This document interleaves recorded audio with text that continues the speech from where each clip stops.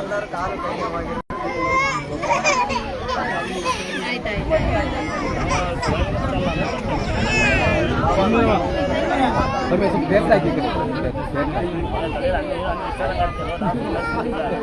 ಬೆಳಗ್ಗೆ ಯಾವ ಏನ್ ಬರ್ಕಂತಾರಲ್ಲ ಕೇಳಿದೆ ಮಕ್ಕಳಾಗಿಲ್ಲ ಮಕ್ಕಳಾಗಿ ಅಡ್ಬಿಳೋರು ಯಾರು ಅಡ್ಬಿಳೋದು ಒಬ್ಬರು ತೋರಿಸ ಅಡ್ಬಿಳೋದು ಸಾಕ್ಷಾತ್ ಅನ್ಸೋಬಿಡ ತೋರಿಸ್ತಾ ಮಂಡಿ ಕೊಟ್ಟು ಅನ್ಸೋಬಿಡ ಹೆಣ್ಮಕ್ಳು ಯಾರು ಮಂಡಿ ಕೊಟ್ಟು ಬ್ಯಾಗ್ ಬಿಸಾಕಿ ಮೊಬೈಲ್ ಬಿಸಾಕಿ ಖಾಲಿ ಬಿಟ್ಟಿದ್ವಿ ತೋರಿಸೋ ಒಬ್ಬಳನ್ನ ಹೆಣ್ಮಕ್ಳು ಕೈಯಲ್ಲಿ ಬ್ಯಾಗು ಮೊಬೈಲ್ ಹೆಣ್ಮಕ್ಳು ಕೈಯಲ್ಲಿ ಎಣ್ಣೆ ಯಾವನ್ನ ಅಡ್ಬಿಳೋದು ಅಡ್ಬಿಳೋದು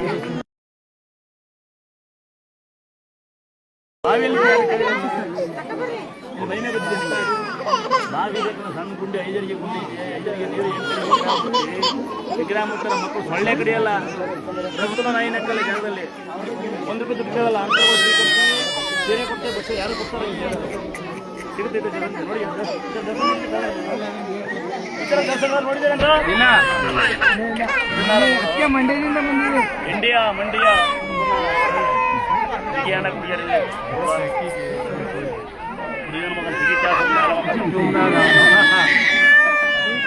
ನಮ್ಮ ಹುಡುಗಿ ಸಿಕ್ಕಿಲ್ಲ ನಿಮ್ಮ ದಯದಿಂದ ಆಗ್ಬಿಡ್ಲಿ.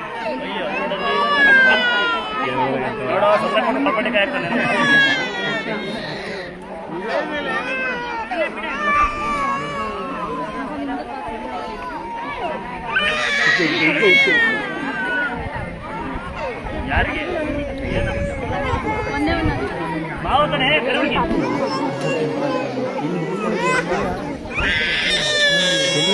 ಇಮ್ಮೇಣ ಮುಡ್ಕೊಳ್ಳೋ ಮೇಲೆ ಬೇಕಾ ನೀನು ಹುಡುಗರು ಬರೋದ ಅಲ್ಲ ಸರಿ ಇಮ್ಮೇಲೆ ಮುಡ್ಸ್ಕೋ ಅದಕ್ಕೇನಂತ ಅವನು ಕೂಡ ಮುಡ್ಸ್ಕೊಳ್ಳಿ ನೀನು ಮುಡ್ಸ್ಕೊ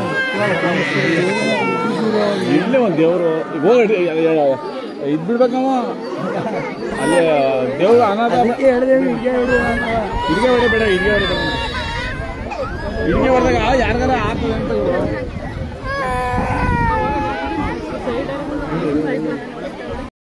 ಅಪ್ಪನು ಅಪ್ಪನು ಅಪ್ಪ ಅಪ್ಪ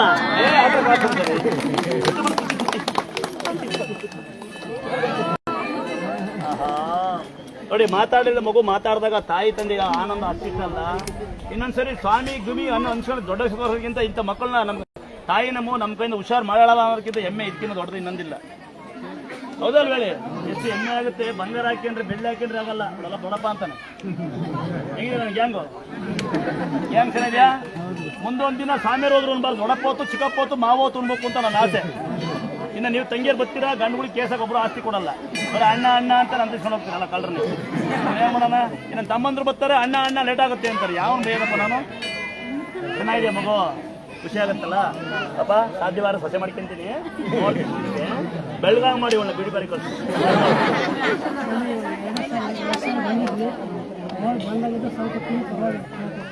ಮಂತ್ರ ಹಾಕಿದ್ದಲ್ಲಿ ನೀವು ಅಂತ ದುಡ್ಡು ಬೇಡ, ನೀವು ಫ್ರೀ ಆಗ್ತೀನಿ ನೋಡ್ಕೊಂಡ ಇಲ್ಲಿ ಕಟ್ ಮಾಡಿ ಹೇಳಿದೆ ಬಾಬುಗಳು ಹೇಳಿದ ಅಲ್ಲಿ ಮಾತಾಡ್ತಿದ್ರಿ. ಹೇಳಿ ಅವರು ನಾವು ಹೊಳೆ ನರಸೀಪುರ ಹತ್ರ ಕೋಡಿಹಳ್ಳಿ ಅಂತ. ಏನಾಯ್ತಮ್ಮ ಮುಂಚೆ ಮಾತಾಡ್ತಿರ್ಲಿಲ್ಲ 3 ವರ್ಷದಿಂದ ಮಾತಾಡ್ತಿರಲಿಲ್ಲ. ಈ 3 ವರ್ಷದಿಂದ ಮಾತಾಡ್ಸ ಮಾವ ಅಂತ ಅಕ್ಕ ಕಾಸಾಕ್ರಲ್ಲ. ನಾನು ನೆಕ್ಸ್ಟ್ ಬಿಗ್ ಬಾಸ್ ಹೋಗೋಣ ಅಂತಿದ್ದೀನಿ, ಅವಾಗೆಲ್ಲ ಹೊಡಿತೀನಿ. ಅಪ್ಪ ಅನ್ನೋ ಅಲ್ಮುರ್ಕಿ ಈ ಮಗು ಅಳುತ್ತಂತ ಯಾರಿಗಾರ ಬೇಕಾ? ಏನ್ ಪಾಪನಾ ಹೆಣ್ಣಾದ್ರೂ ಬೇಕಿತ್ತು.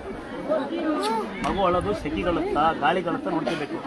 ಆಮೇಲೆ ಏನ್ ಮಾಡ್ಬೇಕು ಅಂತ ಬೇಜಾರು ಮಾಡ್ಕೋಬೇಡಿ. ಏನು ಒಳ್ಳೆ ಫುಡ್ ತಿನ್ಬೇಕು. ನೀನು ಈಟ್ ಆದರೆ ಹೊಟ್ಟೆ ನೋವು ಬಂದಂಗೆ ಆಗುತ್ತೆ. ಅದಕ್ಕೆ ಏನು ಮಾಡಬೇಕು, ಲಿಮಿಟೇಷನ್ ಊಟ ಮಾಡಿ ಹೋಗ್ಬೇಕಪ್ಪ. ಇದರಲ್ಲಿ ಯಾರೇನು ಮಾಡೋಕ್ಕಾಗಲ್ಲ. ಈ ಮಗು ಅಳುತ್ತೆ ಯಾಕೆ ನಮಗೆ ಗೊತ್ತಿಲ್ಲ. ಹಂಗಾಗಿ ನಿಮ್ಮ ಆರೋಗ್ಯ ಮುಖ್ಯ. ಬರುವಾರಕ್ಕೆ ಪುಸ್ತಕ